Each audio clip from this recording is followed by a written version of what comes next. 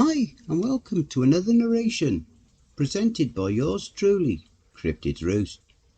Please be so kind as to throat punch the like button, and smack the arse of the subscription button as well. And remember to chokehold that notification bell and then select all. That way you'll receive all notifications each time I upload a new video. And by subscribing, you'll be the first to see all of our new spooky creepypasta stories. I would like to reach out and say a huge thank you to those of you who have been supporting Cryptid's Roost financially with your sponsorship. We pray the good Lord replenishes you abundantly, and to those of you who will, later on. We pray the good Lord bless you as you do so. And also a huge thank you to everyone for always supporting the channel with your likes, comments and shares as well. It is all very much appreciated. God bless you all. And now let's just take a moment's silence for all the haters.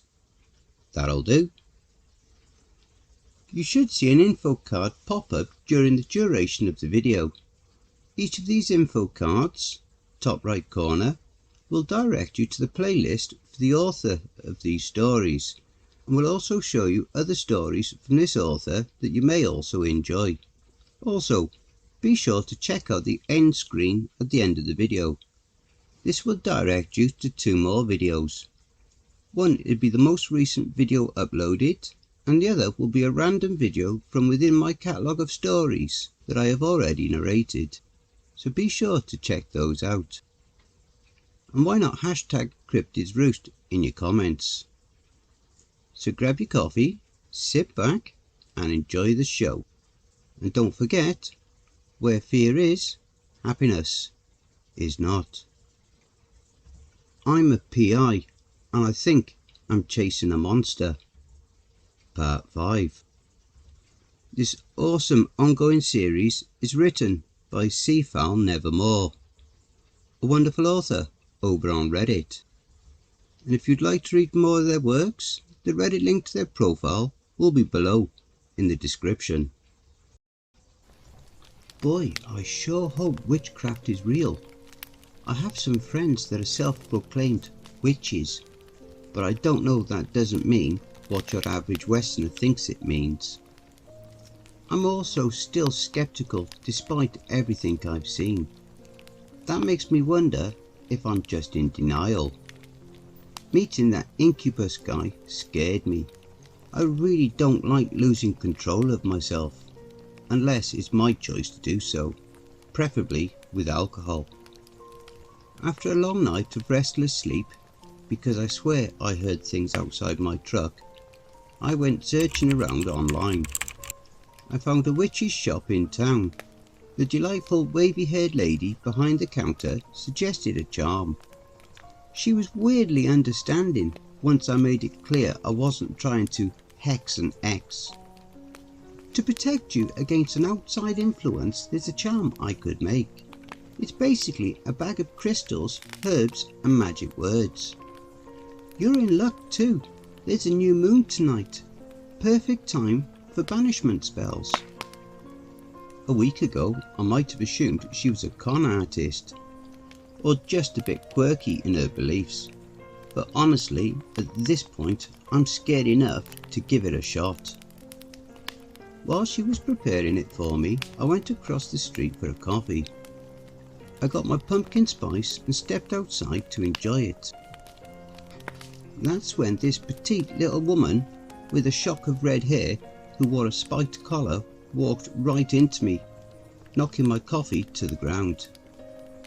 "Excuse you," I said in irritation. "You hurt him," she snarled at me as she continued on her way. "I smell you, skank." When I heard that, I actually went after her. I rounded a corner and found I'd lost her. The barista in the coffee shop thankfully gave me a free refill when I came to buy another one. I was pretty desperate for caffeine. "Geez, you steal her man or something?" she asked. I could only reply honestly, "I have no idea who that was." I was sure she was connected to Mr. Incubus. Does he have a harem of devotees doing his bidding or some shit? How do they know who I am? Something in that lady's eyes seemed positively deranged. I sat near the witch's shop, nervously watching everyone who ventured too close, sipping my coffee. Christ, throw punch one arsehole and suddenly it feels like the world's out to get you. The idiot could have just pressed charges against me. Technically, he didn't do anything I could prove. I didn't even see him do anything to Debbie. But no, it seems he's the sort of person who goes overboard when slighted. I know the type. When it was finished, I took my witch's charm gratefully and wore it around my neck. According to the lady, I had to meditate for about a half hour on what its purpose is. She recommended I do it at night under the new moon. I still didn't feel safe. As I hiked back to my truck, I swore I noticed someone following me. I'm a PI though. I know how to shake a tail. I wasn't able to confirm it, so it might have just been paranoia. Once I made it back to my vehicle safely, I started searching online for weapons. I found a guy who made special bullets, including silver bullets that would fit my 9mm, only 4 hours away in the next state over. The first half of the drive was uneventful, but then I noticed a car behind me. I'm pretty sure I saw the same car back in the town with the witch shop. It was a nice car too, one of those BMW sedans I think. Once again, I'm a PI. I know how to handle being followed. When the next exit came up, I pulled off the highway, moving slowly to make sure the BMW followed. I turned my blinkers on to indicate I was turning into a gas station and waited to see if it would follow suit. It did. The second it did, I turned the other way, back onto the highway instead. It didn't follow me immediately, but about 5 minutes later, there they were. My little mobile home was built into the back of an SUV. Dad and I were more worried about comfort and privacy than speed. It's not a fast vehicle. A BMW sedan should have no trouble going right around me, but it didn't. Someone was definitely following me. The longer I went, the more I realised they weren't even particularly good at tailing. They weren't exactly inconspicuous, and they didn't do much to hide the fact that they were following me. I couldn't tell if they were because they didn't know what they were doing or if they just didn't care. Either way, who the hell were these people? The next town I came upon, I drove into, weaving through the streets just to mess with my pursuers. Finally, I pulled into the parking garage of a mall. It was upscale, watched by security cameras, and decently crowded. It was very unlikely anyone would mess with my car while I was in there. I stuck a shirt and a bandana into a ratty old purse and took it with me. I wandered around near the doorways, blending myself in with people, waiting for the BMW to arrive. There were 2 people inside. I saw them pause by my truck before searching for a spot. There was a man and a woman. The clothes and car made me think they were wealthy, but there really wasn't anything remarkable about either of them. I did note that both of them wore spiked chokers, just like the crazy woman from the coffee shop. Once I got a good look at my pursuers and snapped a photo of their license plate, I strolled into the mall. I didn't even try to hide. By keeping my eyes on reflective surfaces, I figured out that only the guy followed me in. The woman was probably watching my truck. The guy followed me, trying and failing to look nonchalant as I led him on a merry chase. I stopped at various phone stalls, pretending to be interested. That got my pursuer's attention. He started texting someone. Feeling hungry and a little pissed, I went to the food court for a slice of pizza. Seriously, pizza dipped in garlic butter is my comfort food, and great advice. I watched in amusement as my pursuer tried to pretend he wasn't interested in me specifically while I munched on my lunch. I tried to think up of a plan. Would it be worth it to confront him? I didn't see any signs that he was a professional. It was unlikely to be dangerous to give up, but I knew that they were following me.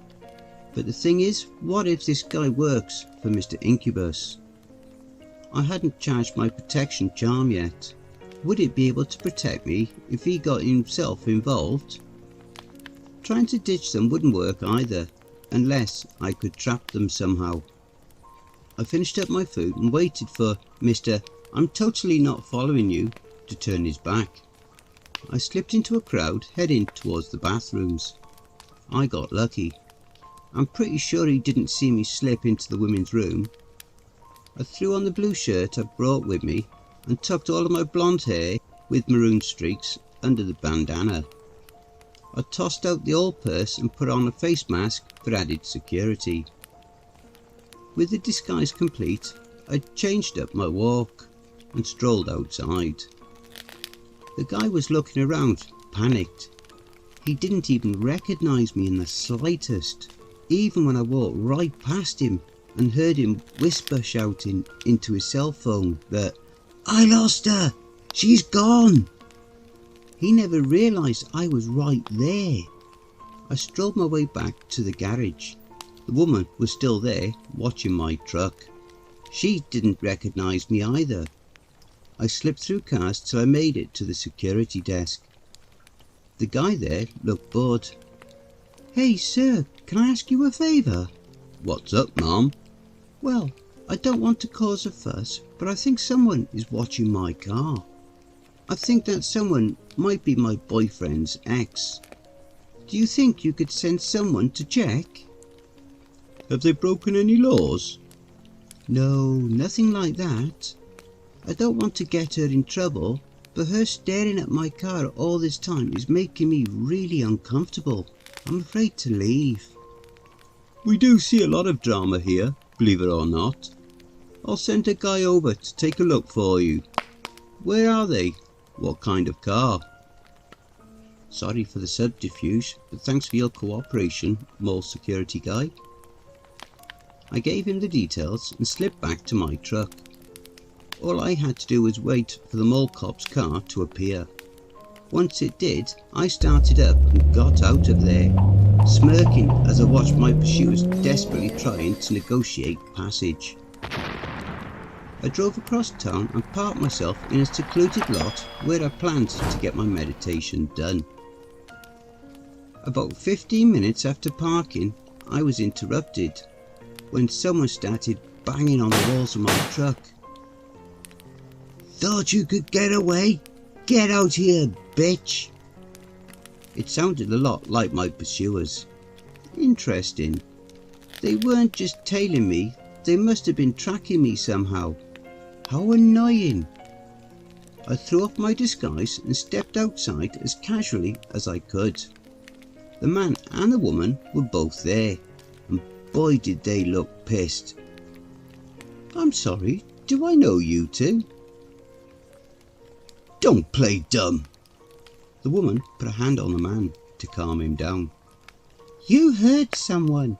He doesn't let anyone get away with that," she said. "I hurt someone? I don't recall being in a fight recently." "Tell us who you are and why he couldn't control you, and maybe we won't kill you right here and now." "Control me? You with the guild? Who are you? Why couldn't my master control you?" the guy shouted. I kept playing dumb. "Master? Really? Sweetheart, I'm nobody's sub. Now please, don't threaten me again. I'd hate for this to get physical." That set the man off. It's always the dudes who blow up when getting physical is mentioned. The guy's fists started flying while the woman came at me with a pocket knife. I probably could have tried drawing my gun to de-escalate the situation, but by then I was in a shit mood. Guns aren't a great de-escalator anyway. I almost felt bad for them. I've been living on my own for 3 years, and I was taught CQC by a man who once stabbed a bear. Thanks, Dad. They bruised up my forearms, and the woman managed to cut my arm pretty deep, but it was nothing I couldn't patch up with basic first aid. I left them there, missing a few teeth. Before leaving, I stabbed 2 of the tyres on their BMW. Now, I don't know who the fuck your master is, but you tell him I've got no interest in him whatsoever. He better stop following me, and I better not catch either of you tailing me either. The woman laughed as she coughed for breath. You fucked up, bitch. Now he'll send Chloe. Whatever, lady. Fuck off. I drove to another parking lot. It took me 5 minutes to find the tracking device someone planted on my car. I guess I really was hearing noises the previous night. I tossed it in a dumpster just as a dump truck pulled up. If I'm lucky, they'll chase garbage for a while. I checked all the security in my phone and web accounts. I was reasonably sure nobody could track me now. So finally, after using medical glue and some other first aid to patch up my knife wound, I'll have 2 knife scars now, I moved on. An hour later, I made it to the gun shop.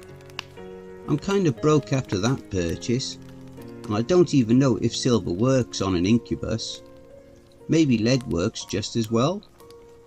Also, it's totally weird how easy it is to buy bullets.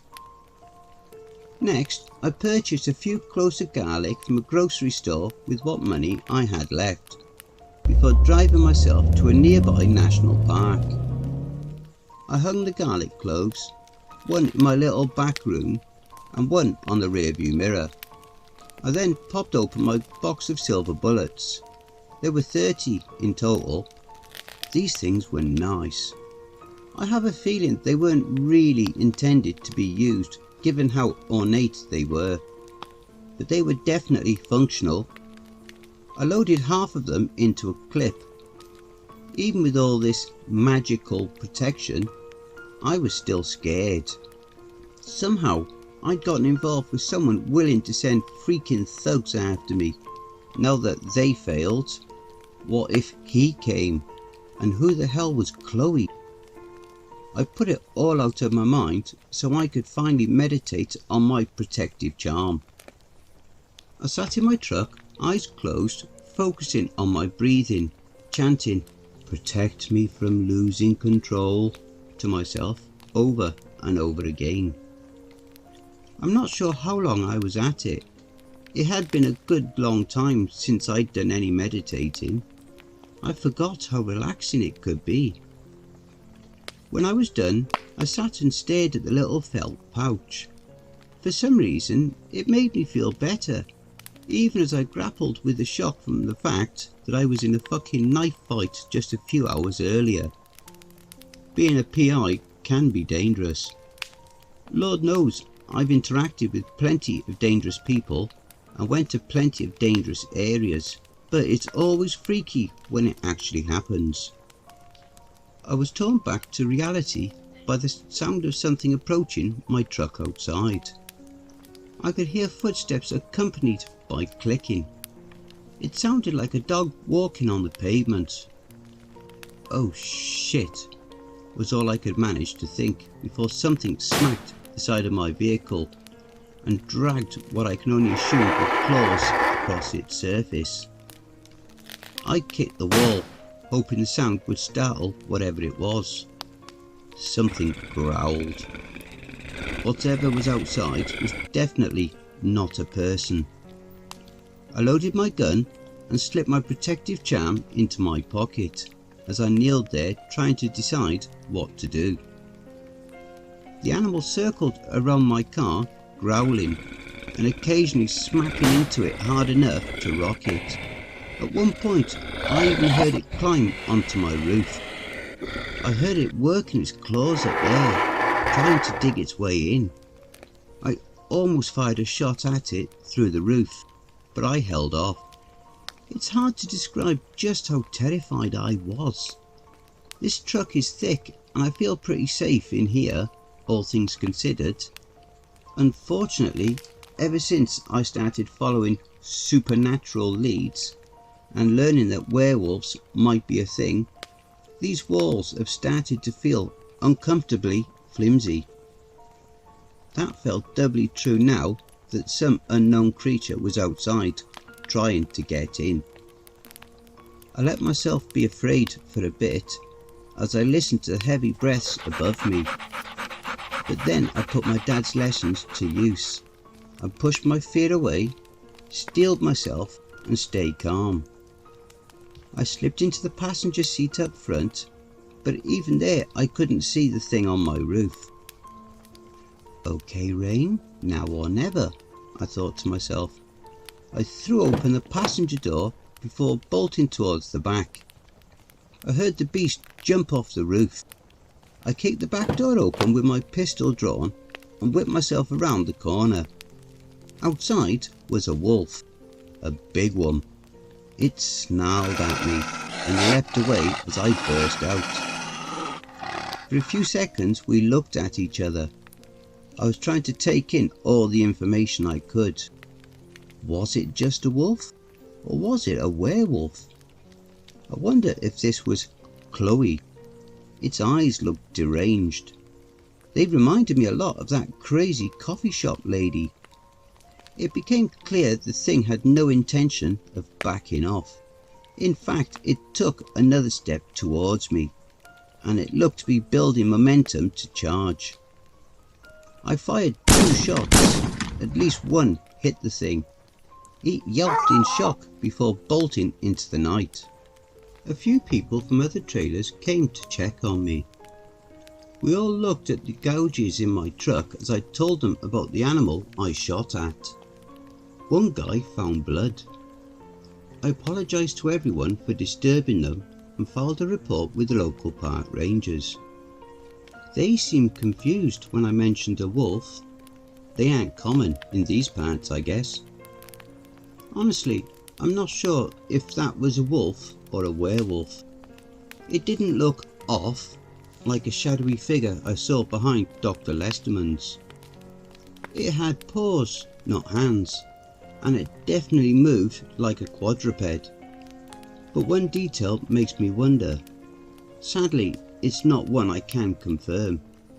I think it was wearing a spiked collar or perhaps a choker, just like the other people that attacked me. I drove for a while to find a new place to sleep. You know what's really bugging me? I still can't find any proof that what I'm experiencing is supernatural. It seems like a pissed off a sex demon mob boss who's sending his minions after me. But this could also be a bunch of unlikely coincidences. I could have had my drink spiked when the incubus showed up, explaining my unwanted wave of lust. The woman in the coffee shop might have just been a little nuts.